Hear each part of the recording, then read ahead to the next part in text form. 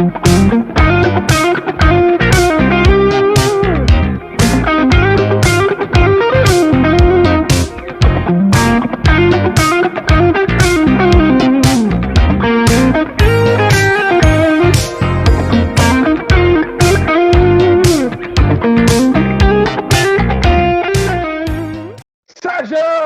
muito bem-vindos a mais um Série D no Detalhe, seu programa semanal sobre a rodada da Série D.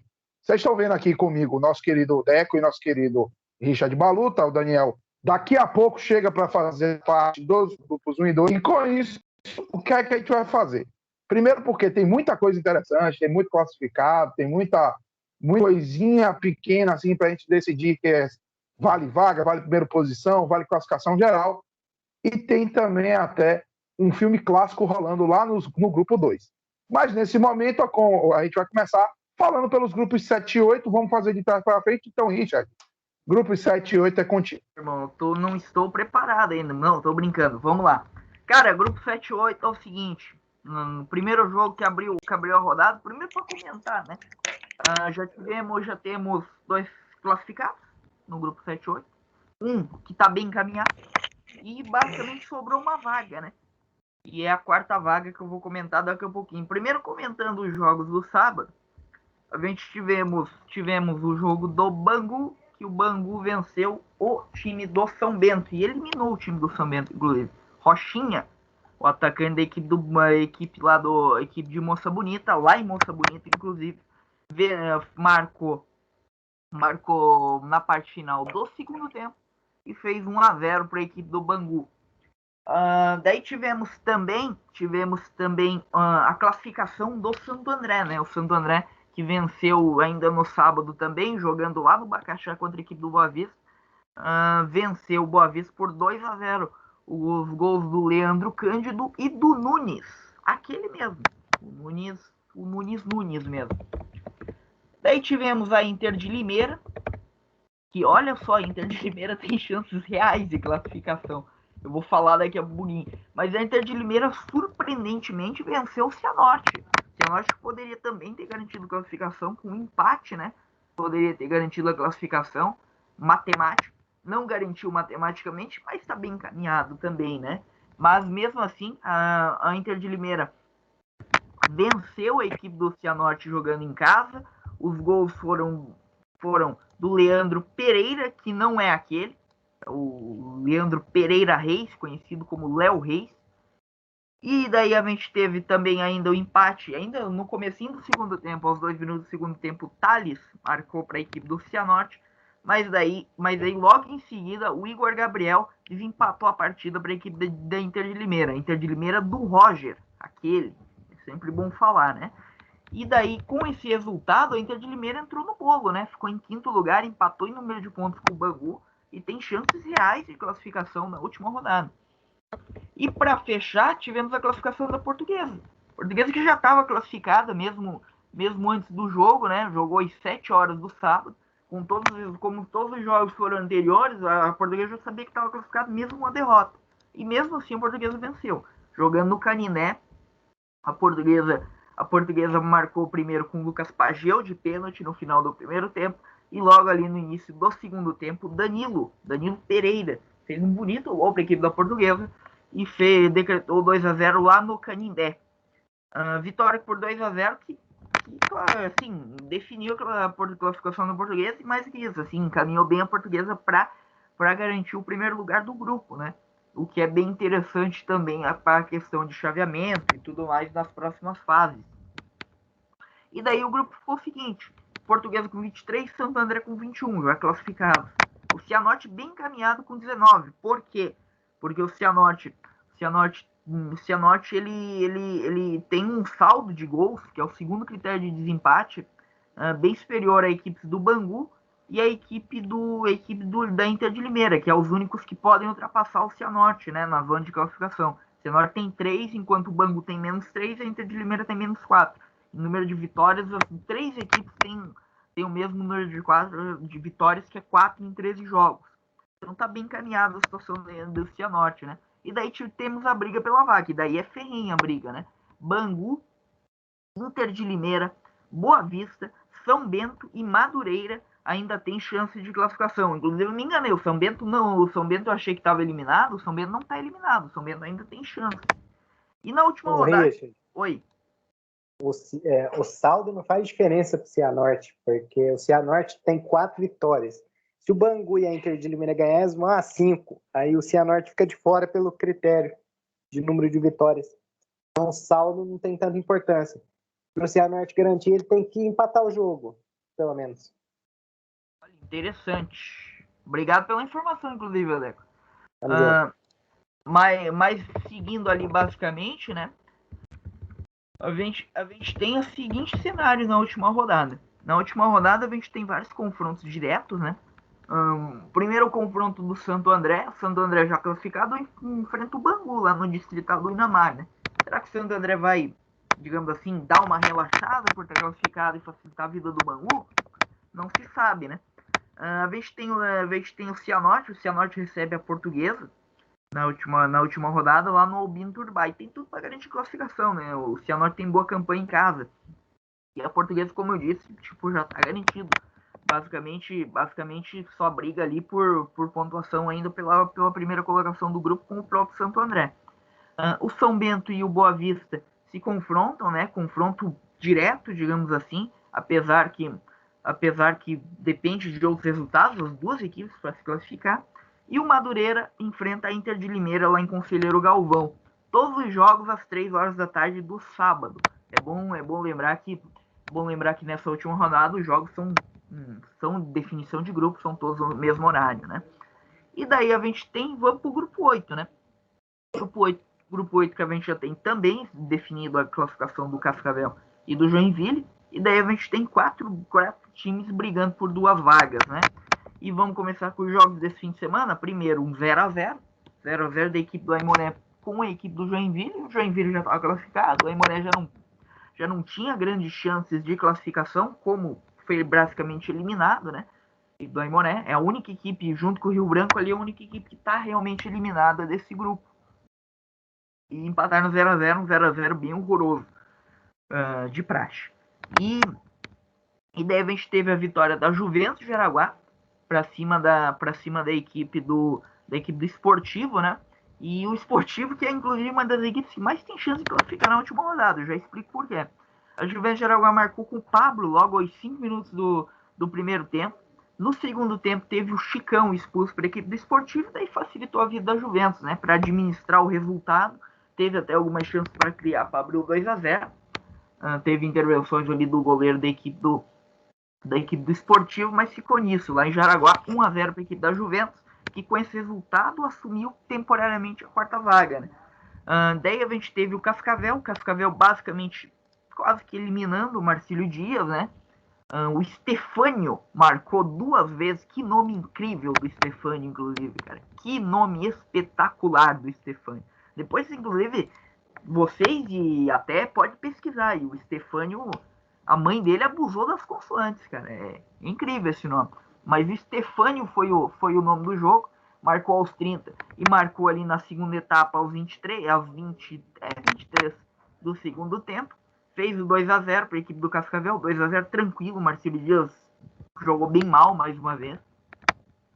E o Cascavel está classificado e assim, a gente tem um confronto na última rodada direto por classificação, por valendo a primeira posição do grupo, que eu já explico também daqui a pouco. O Caxias, tem o Caxias mais uma vez, né? Pegou uma tabelinha bem marota ali para assumir classificação e o primeiro duelo fez o dever de casa, né? Digamos assim, apesar de jogar fora de casa, mas quase complicou, inclusive. O Caxias jogando contra o Rio Branco lá no Paraná, o Rio Branco já eliminado, abriu o placar com o Lucas e ainda viu no segundo tempo tomar um susto ali quando o Gabriel Ramos empatou aos 15 minutos do segundo tempo para a equipe do Rio Branco. E só foi conseguir desempatar o jogo, cara, aos 47 do segundo tempo, quando o zagueiro Eric César ali, um lance meio estranho, que eu achei particularmente foi o gol contra, mas o juiz botou pro gol do Eric César, o zagueiro da equipe do Caxias. E ficou nisso, né? 2-1 para a equipe do Caxias. O Caxias, que com esse resultado foi para terceiro colocado. do grupo. E o cenário ficou o seguinte, né, de classificação por enquanto. Cascavel com 27, Joinville com 25. Caxias com 17, Juventus de Jaraguá com 17 também. Fechariam o G4 hoje, se assim definissem, né? E daí a gente tem Esportivo e Marcílio Dias brigando ali ainda junto com a Caxias e Juventus pela quarta vaga, ambos com 15. E daí a gente já tem eliminado o Aimoré com 12 e o Rio Branco do Paraná com 7. O que a gente tem de cenário na última rodada? A gente tem o Marcílio Dias, o Marcílio Dias precisa vencer e precisa de uma combinação de resultados assim bem exótica para classificar, né? E uma das configurações de resultados é inclusive que o Marcílio Dias precisa vencer por um saldo de 6-0 a equipe do Aimoré. 6 gols de diferença, né? Mas o Marcílio Dias enfrenta o Aimoré já eliminado, né? Lá no Gigantão das Avenidas no sábado. A gente tem o Esportivo, como eu falei, o Esportivo está fora da zona, mas é uma das equipes que mais tem chance de classificação. Por quê? O Esportivo joga em casa contra o Rio Branco do Paraná, que é o pior time do grupo e o time já eliminado faz tempo. Daí a gente tem na Arena Joinville um confronto direto pelo primeiro lugar do grupo, né? Joinville e Cascavel, lá na Arena Jack. Enfim, o empate é do Cascavel, empate é vantagem do Cascavel, mas se o Joinville vencer, o Joinville assume a posição, passa o Cascavel na tabela de classificação aí na última rodada. E daí a gente tem um confronto direto também, Caxias e Juventus de Araguá, lá no Centenário de Caxias. O resultado que até o deck me corrigiu, eu achei que o empate classificaria os dois, mas o empate não classifica os dois, porque o empate, se as duas equipes empatar e o Esportivo vencer categoricamente a equipe do Rio Branco, o Esportivo toma a vaga da Juventus. Então, basicamente, não está definido nada, apesar de é um confronto realmente direto na última rodada. E basicamente é isso, Thiago. Basicamente é isso que a gente tem em final do grupo 7 e 8. Só tô olhando aqui rapidinho, não é nem categoricamente. Se ele vencer, marcando a mesma quantidade de. Ou melhor, mais gols que a Juventus e rolar empate nesse jogo, o Sportivo passa. Eles teria só que tirar 2 de saldo, né? Depende como for a vitória, se fizer 2 de diferença e fizer mais gols do que o Juventus, por exemplo, 0-0 Caxias e Juventus, 3-1 Esportivo passa nos gols marcados. Mas já vamos seguindo, né? Vamos passar para os grupos 5 e 6, que teve grupo decidindo, tem grupo que vai ter confronto direto. Tá ficando muito boa a coisa nos grupos 5 e 6. Vai lá, Deco. Bom, é isso aí, né? Boa noite aí a todos. Boa semana para todo mundo. E semana decisiva de Série D, né? Esse fim de semana já tivemos várias definições em vários grupos. E no 5 e 6 não foi diferente, né? Começando no sábado, a primeira definição foi o Nova Mutum, que já estava praticamente classificado, sacramentou a classificação, vencendo o Jaraguá Lanterninha fora de casa. No primeiro tempo, Romário Simões e Hugo fizeram os gols do Nova Mutum. Nilcinho, no segundo tempo, descontou para o Jaraguá. Ficou nisso e o time matogrossense avança de fase. É uma bela ascensão desse time, né? O Nova Mutum chegou longe no Campeonato Matogrossense. Se não estou enganado, tem vaga na próxima Série D também, caso não dê nessa. É interessante acompanhar aí. Outra definição que a gente... Rapidinho. Tem vaga não, mas foi campeão do ano passado. Ficou sem vaga, né? Toda vez eu confundo isso. Toda vez, impressionante. Toda vez eu confundo os times do Mato Grosso. Para mim são muito parecidos os times. Eu sei que o Cuiabá sempre ganha. Mas enfim, né? O Nova Mutum fez uma ótima campanha aí nessa primeira fase. Não era um time tão cotado assim e classificou com uma rodada de antecedência. Mas não pode ser líder do grupo porque a Aparecidense será. Já estava classificada, pegou o Gama já eliminado em Aparecida.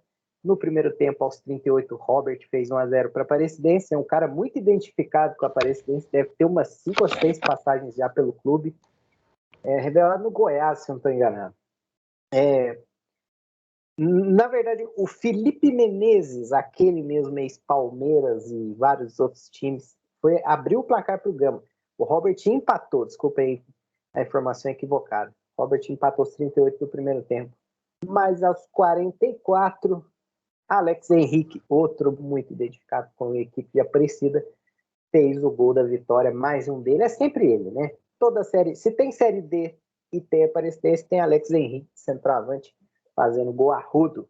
E o time goiano vai descansar na última rodada, pode fazer o que quiser, bota reserva, né? Descansa todo mundo, porque já está garantido em primeiro lugar. E tivemos 2 jogos que foram as definições importantes, né? O União Rondonópolis já estava classificado e recebeu o Goianésia. O Goianésia tinha 17 pontos, no momento o Brasiliense tinha 17 e o Porto Velho 13, ainda sonhava com alguma coisa. Pois bem, aos 5 minutos do primeiro tempo, Zizou, que não é o francês, abriu o placar para o Goianésia contra o União Rondonópolis. E o Porto Velho abriu o placar contra o Brasiliense aos 15. Everaldo fez 1-0 para o Porto Velho, que nesse momento, né, podia sonhar com um empatezinho ali entre União empatando com o Goianésia, chegava vivo na última rodada. Mas no segundo tempo, Ferrugem, aquele mesmo mês, Corinthians, Ponte Preta e alguns outros clubes, aos 5 do segundo tempo. E aos 11, Aldo fez o gol da virada para o Brasiliense. Ficou 2-1 mesmo para o Jacaré. Em Mato Grosso ficou 1-0 para o Goianese em cima do União Rondonópolis. E vamos ter uma última rodada que temos o confronto direto, definindo a última vaga que ainda tem, né? Já que Aparecidense, Nova Mutum e União já estão classificados. Então, temos Goianésia e Brasiliense no estado de Goiás na última rodada. E ela vai definir a última. Esse jogo define a última vaga. O Brasiliense joga pelo empate. Para o Goianésia, só a vitória interessa. Nos outros jogos, temos um melancólico Gama e Jaraguá. Esse jogo é tão irrelevante que ele sequer vai mudar a posição de alguém, né? Gama já está garantido em 7º lugar, Jaraguá garantido em último. É um jogo que melancólico, né? Para dizer o mínimo. Temos Nova Mutum e Aparecidense em Mato Grosso. Aparecidense já não tem mais nenhuma obrigação, né? Já está tudo definido ali para ela. Não sei que queira aumentar a pontuação, porque isso lá na frente faz diferença, né? Para definir mando e tudo. É bom estar sempre pontuando para subir no ranking geral, né? E a Nova Mutum, basta o empate para garantir a 2ª posição e decidir em casa no próximo mata-mata. União Rondonópolis pega o Porto Velho em Rondônia.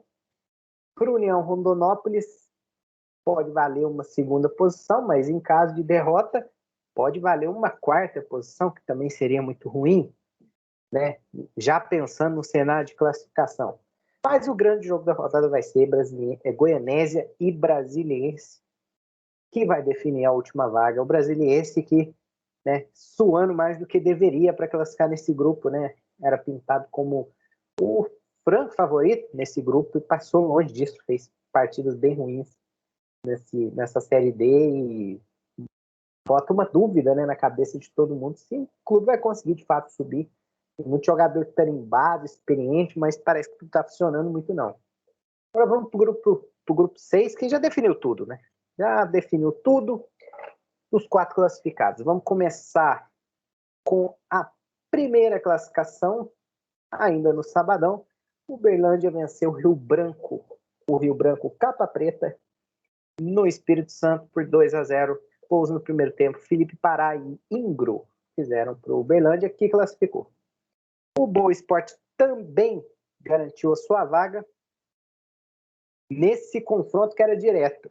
O cenário era o seguinte: se o Rio Branco ganha, teríamos uma decisão na última rodada, o Rio Branco com chance, e o Rio Branco no G4.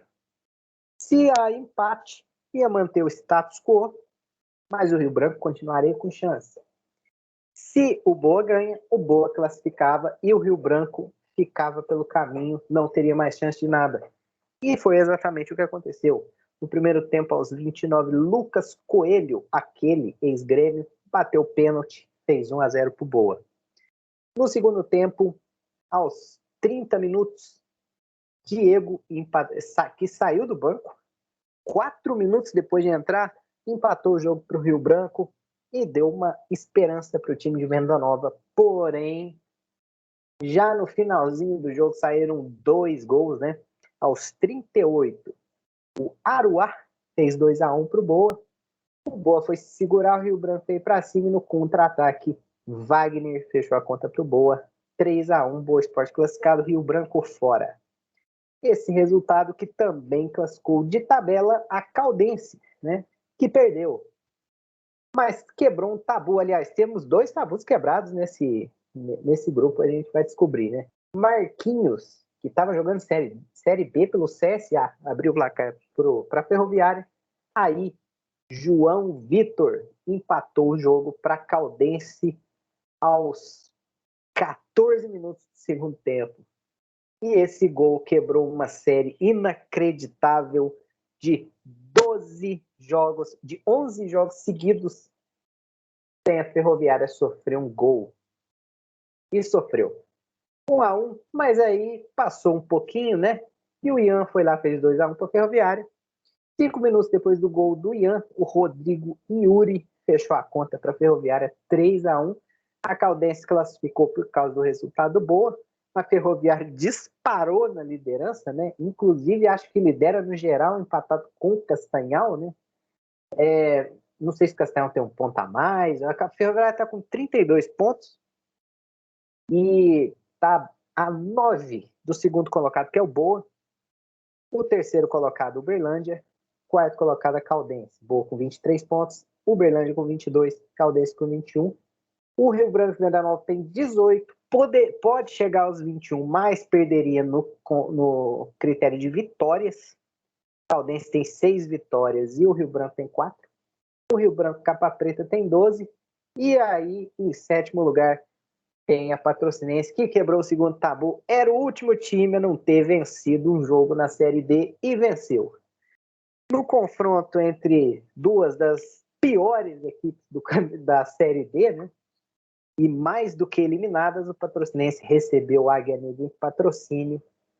E aos 36 do segundo tempo, Gustavo Cresce fez 1-0 para a Patrocinense e ficou nisso. Primeira vitória da Patrocinense no campeonato, o último time a vencer um jogo na Série D. E a primeira vitória da Patrocinense em uma competição nacional, né? É um feito histórico, querendo ou não. Mas pelo menos vai se despedir com essa honra de ter ganho o jogo. Patrocinense 7 pontos, Águia Negra 6, estão eliminados já há muito tempo. Então vamos para a última rodada, que basicamente vai servir para definir quem vai ser o segundo, o terceiro e o quarto. Lembrando que o segundo colocado vai decidir em casa na próxima fase, pelo menos no primeiro mata-mata. E teremos, né, o Boa, que é o segundo colocado atual, pega o Águia Negra lá no Mato Grosso do Sul. Se ganhar, vai ficar com a segunda posição e vai ter essa vantagem de decidir em casa, né? O Uberlândia recebe a Ferroviária no Parque de Sabiá. Caldense enfrenta o Rio Branco, Capa Preta, em Poços de Caldas. E o confronto melancólico do dia será Rio Branco de Venda Nova e Patrocinense, ambos eliminados, e já pensando no que vão fazer nesse resto de ano, e já pensando no próximo campeonato estadual do ano que vem. Então é isso, né? Agora vamos passar a bola aí para o Tiagão, que tem certamente muita coisa boa para falar aí dos grupos do Nordeste. Então vamos lá, né? Vamos lá, tem muita definição. Inclusive, vamos ter na próxima rodada um confronto muito decisivo. Mas daqui a pouco eu falo da próxima rodada e da tabela. Grupo 3, começando com o jogo de terça-feira entre os mortos. O jogo dos zumbis. Caucaia 1, Central 1. Gols no primeiro tempo. Vitor Ribeiro abriu o placar para Caucaia aos 36 minutos. Rogério recebeu uma bola nas costas da defesa, empatou aos 40. E aí teve os eventos, né? Esse jogo teve mais expulsão do que gol. Primeiro, Renan do Central deu um tapa no adversário e foi expulso aos 44, tomou o segundo amarelo. Depois, o Diego do Caucaia foi expulso no banco por virar para a arbitragem e falar: caralho, não foi falta, porra. Não dá um cartão para nós, seu safado. Já no finalzinho do jogo. Aí o Pedro Henrique do Caucaia acertou a tábua da chuteira na canela do adversário, e o Danielzinho do Central, 1 minuto depois, aos 48, soltou que a arbitragem era um bando de palhaço safado e foi expulso. 4 expulsões, 2 gols. Agora, no sábado, 3 jogos. Um jogo que poderia valer a segunda posição, mas que não sai de um 0x0 entre a América e o Campinense. Primeiro tempo, o Campinense um pouco melhor. Segundo tempo, o América, um jogo bem fraquinho. 0x0, resultado bem justo. Esse 0x0 que deu a liderança para o ABC. O jogo da ABC começou 1 hora depois. O jogo entre a América e o Campinense foi 3 horas, da ABC foi 4. E esse jogo entre Souza e ABC valeu a vida para o Souza. Vocês vão entender pelo jogo do domingo. O ABC, o jogo começou atrasado, porque a maca não tinha... a ambulância não tinha maca, não tinha cola cervical, não tinha desfibrilador, não podia começar. Souza precisava ganhar, dependia do Atlético não ganhar no dia seguinte. O ABC, antes do intervalo, já sabia que ia ser líder do grupo. Eu vou explicar o porquê daqui a pouco, por causa do empate no outro jogo. Aí o que aconteceu é que tem também uma reclamação das instalações do Marizão lá em Souza, né? Mas o Juninho achou o Arthur nas costas da defesa do Souza fazer 1x0 no primeiro tempo. O Souza que não fazia um gol desde a derrota por 4x1 para o América de Natal, lá na 7ª rodada. E o Souza que não vencia desde a 6ª rodada, quando aplicou 7 no Caucaia. E depois, Rodrigo Pote aproveitou um cruzamento de Alisson, deu uma voadora na bola, quase que nem um atleta do Fátio, Jack Chan, fez 2x0. Vitória do Souza, que está vivo porque o Atlético Cearense não passou de um empate com 13. Se o Atlético ganhasse, garantia a vaga, independente de qualquer coisa. O empate eliminou o 13, vocês vão entender o porquê. Se o 13 ganhasse, seria mais um vivo. Gol só no segundo tempo. Leviana de cabeça abriu para pagar por 13 aos 33 minutos. Depois teve um pênalti. Dudu Itapajé bateu e fez aos 44. E o próprio Dudu Itapajé ainda seria expulso junto com o atacante Anderson do 13. Eles se embolaram. Aí Dudu Itapajé deu um soco em Anderson e soltou. Você é um filho da puta, vai tomar no seu cu. Anderson respondeu, cala a boca, filho da puta, você me deu um soco, abaixa esse dedo. E deu um tapa no braço do Itapajé. Depois, já do lado de fora do campo, o que é que aconteceu? Anderson deu um soco no ombro de Dudu Itapajé, eles foram separados, mas ficou nisso. 1x1, o resultado que elimina o 13 e que deixa o Atlético a um empate. Por quê? O ABC tem 25 pontos e 8 vitórias. América de Natal e Campinense, 22 pontos e 6 vitórias. Então, mesmo que vençam, não alcançam o ABC no número de vitórias. O ABC já é líder. Eles brigam pela segunda posição. Lembrando, no momento, a diferença é no número de gols marcados em a favor do América. Pode muito bem virar para o saldo. E o Atlético tem 18 pontos, 2 a mais que o Souza com 16. O 13 tem 15, mas o 13 tem 3 vitórias a menos que o Atlético. Por isso não pode passar. O Central é eliminado com 12, o Caucaia é eliminado com 9. Na última rodada, o Central recebe o América, o Campinense recebe o Caucaia. Esses dois vão decidir segunda e terceira posição, já que não podem ser alcançados nem para o Atlético nem para o Souza. Todos os jogos no domingo, viu? O ABC recebe o 13 e o jogo da rodada, Atlético Cearense e Souza. Souza vencendo, classifica. O empate ou a vitória do Atlético dá Atlético. E se não bastar, você tem que lembrar que lá na primeira rodada, o Atlético reclamou muito da arbitragem no jogo contra o Souza, então esse jogo vai ser muitíssimo quente, valendo a última vaga. E vamos falar do grupo 4. O grupo 4 definiu as vagas, falta definir as posições. Por que falta definir as posições? Vamos começar com Itabaiana e Atlético de Alagoinhas, o jogo que eliminou o campeão baiano e que vai garantir que a gente tem uma briga muito importante na última rodada. No primeiro tempo, Cleiton recebeu o lançamento, bateu cruzado logo aos 5 minutos, fazendo 1x0 Itabaiana. E o mesmo Cleiton recebeu a bola nas costas da zaga e fez o segundo aos 22 minutos. 2x0. Miller arriscou da meia-lua e acertou o cantinho fazendo o gol do Atlético. E aí teve a expulsão do senhor Hilário Teixeira de Melo Júnior, preparador físico do Itabaiana, porque ele reclamou de tomar o cartão amarelo, aplaudiu a arbitragem e virou. Você não vai dar cartão amarelo para ele não, você está de sacanagem, porra. Mas esse lance não prejudicou em nada o Itabaiana, porque Pedro Henrique Civilila, que marcou o terceiro lá no último lance do jogo, já aos 49, garantiu a eliminação do Carcará. Outro jogo que poderia valer vaga, mas que garantia a eliminação, o Bahia de Feira recebeu o Muricy na Arena Cajueiro, aplicou 6x1, hat-trick de Deon. Primeiro ele fez sozinho logo aos 3 minutos, depois um lateral cobrado rápido, Valdenrique, Waldenrique, empatou para o Muricy aos 10. Só que aí Deon de pênalti fez o terceiro, e Cássio aproveitou uma saída errada do goleiro, foi socar a bola, soltou a bola no pé dele, bateu o meio de primeira de vôlei, fez o terceiro, 3-1 no intervalo. Segundo tempo, Dionis fez o quarto gol que não foi filmado. Deon recebeu o cruzamento e meteu o hat-trick. E teve gol de craque. Pelé invadiu a área, ganhou da marcação e fez o sexto aos 42 minutos. Pelé na Série D. Mas esse resultado não adiantou nada, porque o Retrô e o Sergipe empataram em 0-0. O Retrô abriu 4 pontos, o Sergipe abriu, ou melhor, o Retrô e o Sergipe abriram 4, 5 pontos do Atlético e do Bahia de Feira. Não podem mais ser alcançados. Se classificaram, o jogo bem equilibrado, teve chance para ambos os lados, mas não foi um jogo muito bom. E acabou uma invencibilidade. O Asa venceu a Juazeirense por 1-0. Jogo que a Juazeirense perdeu muita chance no segundo tempo, mas no primeiro tempo jogou mal. E num tiro de meta, a zaga da Juazeirense bateu cabeça e Fernandinho tocou, fez 1-0, acabou com a invencibilidade da Juazeirense e deu uma vitória para o Asa, que não importa nada, né? O Asa está eliminado. Mas importa para a primeira posição do grupo e para a classificação geral, que a Juazeirense caiu de terceira para sétima. Então, a classificação do grupo: Juazeirense 26, Itabaiana 25, Sergipe com 20, Retrô com 19. Então, a gente tem a disputa do primeiro lugar e a do terceiro. Bahia de Feira com 15, Atlético Alagoinhas também com 15, Asa com 12, Murici com 5. Então, aqui, muito dificilmente muda alguma coisa, a não ser que o Asa vença o Atlético na última rodada, que pode pular até para quinto, não importa nada. Última rodada, Sergipe recebe Bahia de Feira. Sergipe, se vencer, garante terceiro lugar. Não pode pegar nada melhor que o terceiro. O Murici recebe o Retrô. O Murici já é lanterna. O Retrô tem terceiro lugar. Até Lagoinhas e Asa. O jogo vale nada. E o jogo que vale a primeira posição, Juazeirense e Itabaiana. Itabaiana vencendo, pega a primeira posição. Qualquer outro resultado, Juazeirense, líder do grupo. Beleza? Vamos fechar com os grupos 1 e 2. Daniel, eu tô sabendo que teve um filme clássico no interior do Maranhão. Você pode falar um pouquinho melhor sobre esses grupos?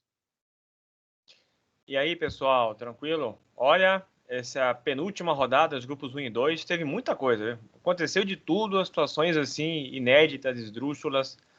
Vou começar pelo grupo 1. Grupo 1 eu tinha falado o seguinte: estava Castanhal garantido em primeiro, São Raimundo e Roraima em segundo. A disputa era para ser quem ia ficar em terceiro e quem ia ficar em quarto, porque os 4 classificados já estavam definidos, né? A briga entre o Galvez e o Penarol. O que aconteceu nesse grupo?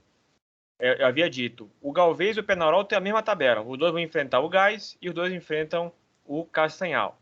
O Galvez jogou fora contra o Gás, jogou lá em Roraima, e venceu por 3-0, 3 gols de Radamés. Tivemos 2 hat-tricks, inclusive, nesses grupos aí, 1 e 2. O primeiro foi do Radamés, 3-0 o Galvez fora contra o Gás. Também tivemos um jogo no sábado que não valia nada, né? O Faixa empatou 0-0 com o São Raimundo de Roraima, que agora matematicamente vai terminar em segundo do grupo mesmo. Não tem como ser nem primeiro nem terceiro, está garantido já. E aí no domingo tivemos o Penarol empatando 1-1 com o Castanhal. Justamente esse jogo que era importante para o Penarol, porque agora ele fica em quarto lugar, atrás do Galvez. Vai jogar em casa com o Gás, enquanto o Galvez vai ter o Castanhal. Apesar de que essa disputa terceiro e quarto, quem vai ser terceiro, quem vai ser quarto, não acho tão importante assim. Apesar de que acho que todo mundo, na verdade, talvez fugir do Guarani de Sobral, que é o primeiro do grupo 2, e já garantiu a primeira posição, inclusive. Mas esse jogo teve uma coisa muito curiosa, que pouca gente se atentou. O que aconteceu? O Castanhal fez o gol 1-0 de pênalti, Pecel, de novo ele, se não me engano, já é o vice-artilheiro da Série D. Quase todo jogo o Pecel faz gol. 1-0 para o Castanhal. Depois, o Penarol conseguiu empatar com o Railson também, costuma fazer alguns golzinhos pelo Penarol, 1-1. Só que o Pecel, ele levou um cartão amarelo, né, por uma falta que ele cometeu. O que isso fez com que o Pecel tivesse 2 cartões amarelos no campeonato. Lembrando que o terceiro cartão amarelo acaba suspendendo o atleta. Então ele ia para a última rodada pendurado. Com aquele risco de tomar um cartão, ou mesmo que ele fosse poupado, ele ia continuar ali pendurado o resto do campeonato. Aí ele decidiu resolver da forma mais fácil. Esperou o último minuto dos acréscimos para retardar o jogo de uma forma insistente. O juiz foi lá, deu o segundo amarelo, foi expulso. O que significa que ele está suspenso no próximo jogo, que não vale nada para o Castanhal, e que ele vai ficar só com um cartão amarelo no campeonato. Então não vai ficar convivendo com essa questão de estar pendurado o resto da competição, porque como ele foi expulso com 2 amarelos, anulou aquele primeiro amarelo. Então o Pecel aí, vice-artilheiro da competição, Ele fez ali uma malandragem, mas assim, usando o regulamento, forçou uma expulsão para anular o cartão e assim ficar mais livre para a continuação da Série D. Depois, um jogo que também não valia absolutamente nada, o Atlético Acreano venceu. O Atlético Acreano aí, segunda vitória no campeonato, 3-2 contra o Ipiranga da Amapá. Gols de Reginaldo, Luciano empatou para o Ipiranga, mas depois Eliezer e Moraes marcaram para o Atlético Acreano e no finalzinho Elson Luiz diminuiu para o Ipiranga. A vitória do Atlético Acreano 3-2, mesmo assim vai ficar lá embaixo. Agora talvez passe o gás, né? Talvez não seja o último colocado, mas isso não tem influência nenhuma na competição. Então vamos lá. Grupo 1, então, classificado já garantido em primeiro lugar, Castanhal 33 pontos. Depois já garantido em segundo, São Raimundo e Roraima com 26. Em terceiro, por enquanto, o Galvez com 22. Em quarto, o Penarol com 21. Anos-luz atrás tem o Fart já eliminado com 14. O Ipiranga da Amapá tem 12. O Gás tem 9. E o Atlético Acreano chegou agora a 7 pontos. Portanto, na próxima rodada, o único jogo que interessa mesmo, os únicos 2 jogos que interessam, é o Galvez contra Castanhal. Se o Galvez ganhar, garante o terceiro lugar, foge o Guarani de Sobral. Se ele não vencer, vai ter que torcer para o Penarol não vencer o Gás, o que é bem improvável nessa situação. Então, basicamente, é isso que nós temos no grupo 1. No grupo 2, nós tivemos outros eventos assim bem interessantes. A começar pelo sábado, um jogo bem intenso entre o Guarani de Sobral e o Motoclube. Jogo em Sobral. O Guarani abriu o placar com Geraldo com 13 minutos. Márcio Diogo empatou para o Motoclube ainda no primeiro tempo, no finalzinho 1-1. Depois Hugo Freitas, um dos que fizeram hat-trick nessa rodada, fez 2-1 Guarani de Sobral. E o Motoclube empatou com o Wallace no final, pela parte final do jogo, 2-2. Mas aí o que aconteceu? Chegou nos acréscimos, o Motoclube com empate ele não garantia a classificação de forma matemática, certo? Ficava uma situação ainda de algum risco. Então ele foi basicamente por tudo ou nada, e aí o Hugo Freitas, aos 46 a 51 do segundo tempo, aproveitou para fazer 2 gols para o Guarani de Sobral. E aí o Guarani de Sobral, com essa vitória de 4-2, está com o primeiro lugar já garantido. Vai aí basicamente de férias para o último jogo. Você vê que é importante ganhar, somar mais pontos, lá para frente. Tem a questão de você ter, nas quartas de final, é importante jogar a segunda partida em casa, não tem gols fora, então é bem importante a gente ter essa vantagem. Então, acho que eu aconselho o Guarani de Sobral a ganhar a última rodada também, mas está bem mais tranquilo. O Motoclube tá tranquilo também. Mas daqui a pouco eu vou explicar por que se ganhasse, estava praticamente... Acho que ele seria classificado se tivesse vencido matematicamente, né? Por isso que ele queria um pouquinho a mais. Mas a gente passa para o jogo do Juventude, que foi simplesmente engolido pelo Palmas. Tomou 3-0 em casa. Logo no 4 minutos de jogo, o Bruno fez 1-0. Depois o próprio Bruno fez outro gol, 2-0. Aí o Juventude teve que ir por tudo ou nada e acabou tomando no finalzinho ainda. Mesmo o Palmas com o jogador expulso no início do segundo tempo, conseguiu fazer 3-0. O Juventude está fora. O Juventude estava o campeonato inteiro ali flertando com as 4 primeiras posições, chegou a estar entre os 4 primeiros, vai chegar na última rodada matematicamente eliminada, não dá mais para o Juventude nessa temporada. E depois tivemos Tocantinópolis e Paragominas, jogo que aí deixou o Paragominas muito próximo da vaga. Paragominas venceu o Tocantinópolis por 3-2, Paulo Rangel fez 1-0, Bilal passou o Bilal no Paragominas, empatou 1-1. Depois Jardel, que não é aquele, com certeza, nem aquele outro, fez 2-1 para Gominas.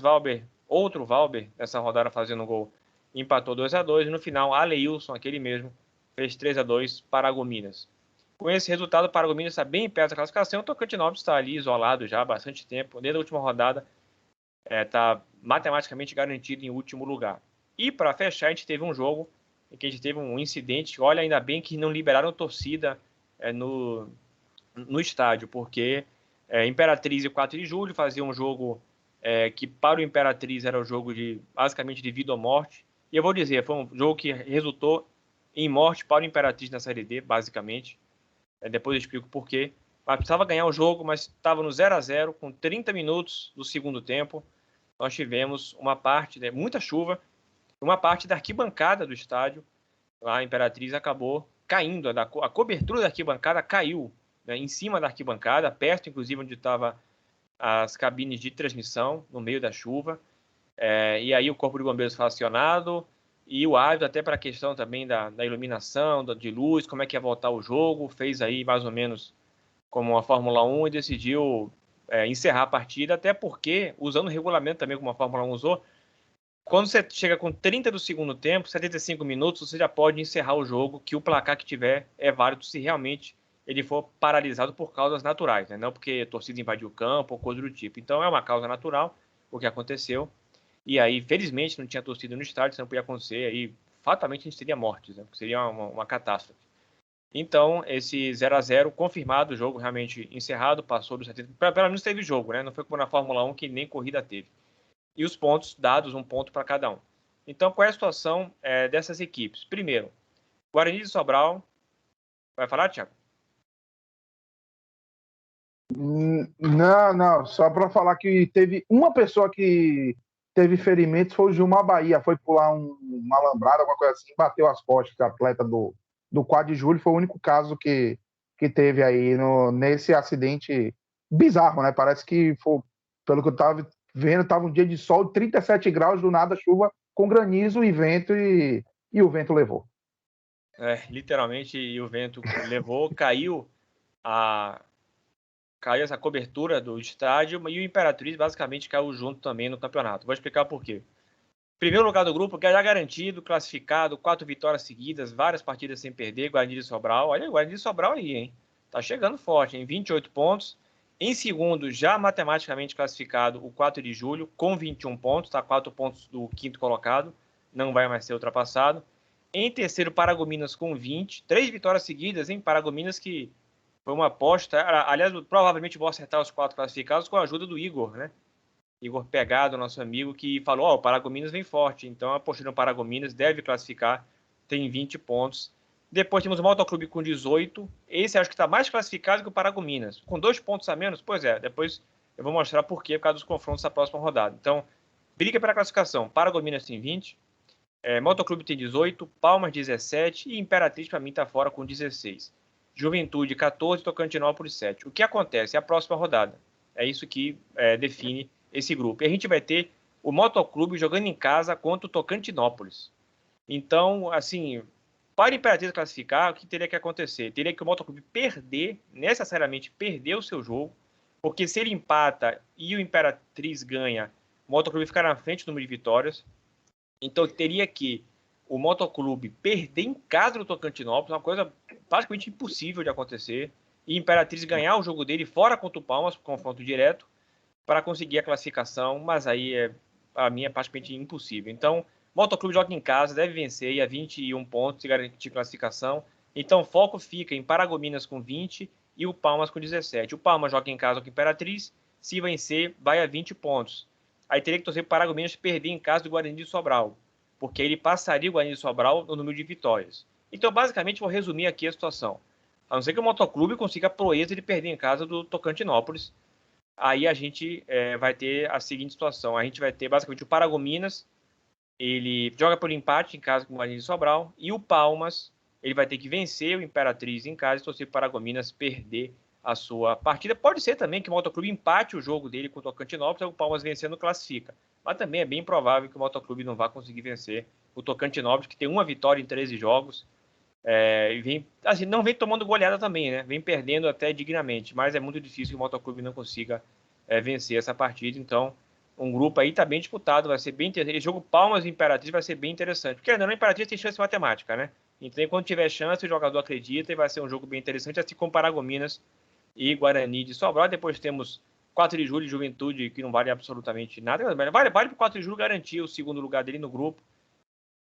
E aí evitar, por exemplo, de cair em terceiro e pegar o São Raimundo de Roraima. Mas basicamente a situação é essa, e é um grupo que ainda está indefinido, ao contrário do grupo 1, com o Tocantinópolis já garantido em último lugar. E o Palmas, é uma pena se o Palmas não classificar, porque os últimos 4 jogos venceu 3, o time cresceu no campeonato, começou mal, né?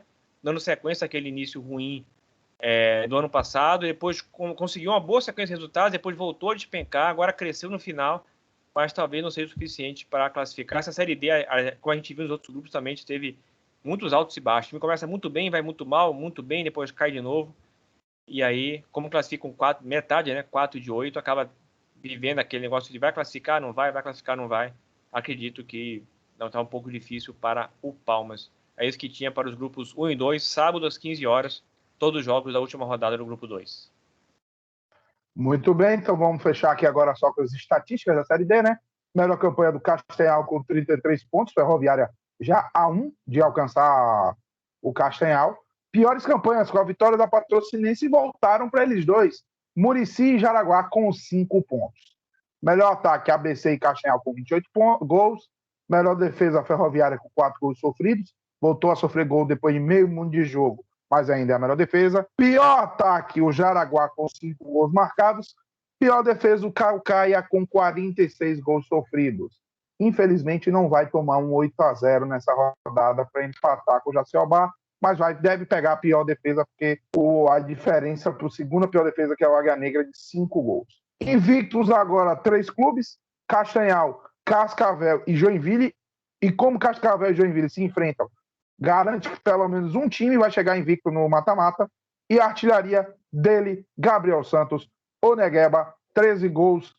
O Pecel é vice-artilheiro com 9-4 da artilharia e é o jogador que está mais próximo, né? E como vocês viram no programa, não temos mais times sem vencer, todos conseguiram uma vitóriazinha, ao contrário do ano passado, que teve time que morreu sem ganhar, nós conseguimos que todos os times tivessem uma mini glória.